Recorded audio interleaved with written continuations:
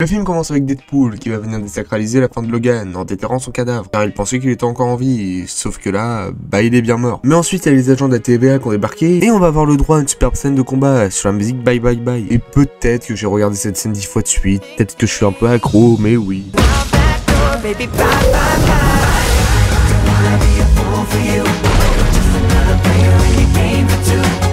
Puis après avoir voyagé dans le cul de Deadpool pour comprendre comment il en est arrivé là, on y trouve un caméo assez sympa. Mais bon, on est quand même passé à ça d'avoir RDJ. Tout ça à cause de l'annonce de Doom, mais bon, ça c'est une autre histoire. En tout cas, il s'est fait recaler de chez les Avengers, car Disney ne voulait sûrement pas de lui. Donc il est devenu vendeur auto. Mais le plus choquant, c'est qu'il a des cheveux, bordel. Puis après il va rentrer chez lui et puis il va faire son anniversaire. Et heureusement pour lui, tous ses amis sont là, même sa meuf est là. Ah non, ils sont plus ensemble. Donc là t'es en train de me dire qu'il s'est cassé le cul à la sauver, tout ça pour ça. Et aussi on a appris que la coke était interdite dans le film. Alors voir un mec se faire exploser la bite, ça c'est rien, par contre si c'est de la coke, c'est beaucoup. Bien Disney en tout cas. Mais heureusement pour lui, il y a des stripteaseurs à la porte. Bon, c'en est pas vraiment, c'est des agents de la TVA qui vont le victime pour l'amener devant Paradox. Et après une scène de caméo assez cool, en nous laissant avec la grande question pourquoi Thor pleurait, bordel, Wade va apprendre que Paradox veut détruire son monde car l'agglomérateur est mort. Sauf que Deadpool lui a compris qu'il fallait péter le nez à Paradox, voler son patch temporel et surtout aller déterrer Logan. Mais bon, comme on l'a vu plus tôt, il était bien mort. Et je vais pas remettre tout le combat face à la TVA.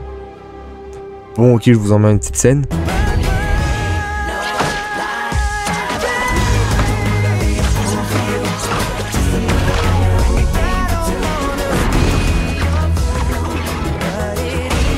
Voilà, bon, je me drogue à ça littéralement. Mais du coup, Deadpool va aller chercher un autre Wolverine. Et il en a vu pas mal. Un minuscule, un avec une seule main, un borgne, un Wolverine attaché sur un X et un Cavill Wolverine. Mais non, ça c'était pas les bons. Lui, il va plutôt ramener un alcoolique. Et encore mieux, on va apprendre que c'est le pire de tous les Wolverine. Mais bon, il y a pas le temps d'aller en chercher un autre, ils vont tous les deux s'envoyer dans le néant. Et on va enfin avoir le droit au combat Deadpool versus Wolverine. Mais juste après un dernier hommage à la Fox. Repose en pièces la Fox. Et puis là, ça va se foutre sur la gueule avec du ACDC en fond.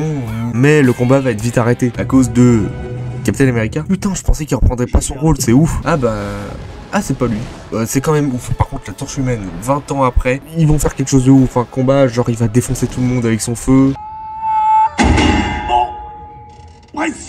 Bon bah voilà, ça c'est fait. Il y en a pas un autre qui veut se présenter? Moi je te connais par contre. Ah voilà, là on a du lourd, un combat qui va durer très longtemps. Ça aussi c'est fait. Va peut-être falloir nous mettre un combat qui dure plus de 30 secondes. Mais bon, après une greffe à Furiosa, ils vont se faire dégommer par un caillou. Et ils vont se retrouver chez Cassandra Nova. Et elle va tuer Johnny. Merci Deadpool. Mais bon, lui et Wolverine vont pas mourir. Et ils vont donc s'échapper, puis aller faire un petit tour au resto pour y manger un truc dégueulasse. Et après un bon resto, rien ne vaut qu'une petite balade et...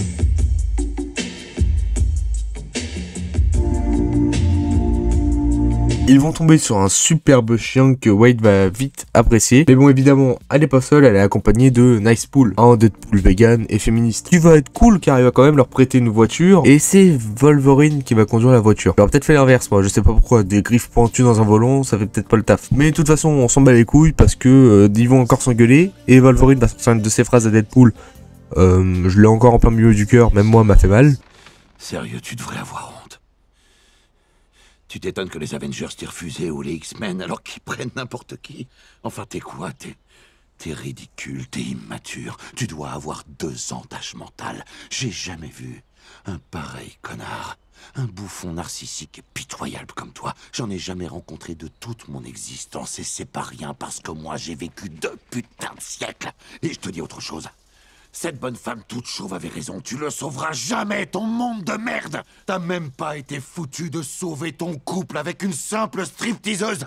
Et j'aimerais pouvoir te dire que tu crèveras de solitude. Mais le bon Dieu a trouvé ça drôle de te rendre immortel pour le plaisir de se foutre de nous. Puis du coup, ils vont se refoutre sur la gueule et ils vont défoncer la voiture. Mais bon, il y a quand même X23 qui arrive à la faire marcher. Ok, à ce moment-là du film, on n'est pas censé savoir que c'est elle, mais merci les spoils. Mais au moins, les prochains caméos, eux, on n'était pas au courant. Elektra, Blade et Gambit. Et faites pas genre, on était tous comme ça dans notre tête au cinéma.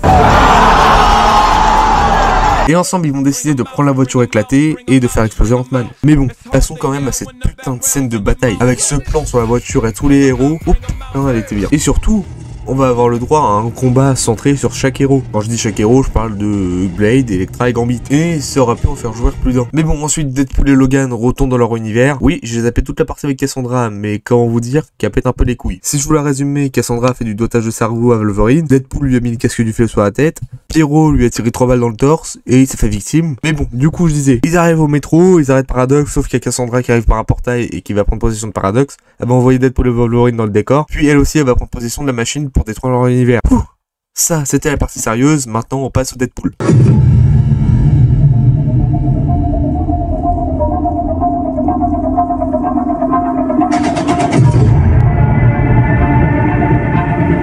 Et voilà, ça c'est du multivers, putain. Une armée de Deadpool. Et en plus, ils sont tous très intelligents. Et puis bon, ça fait plaisir de voir enfin un bon film du multivers, car comme dirait Dicepool... Non, ça a été impec tout le temps à partir de Endgame. Non, là il a dit de la merde, il aurait mérité de crever pour dire ça.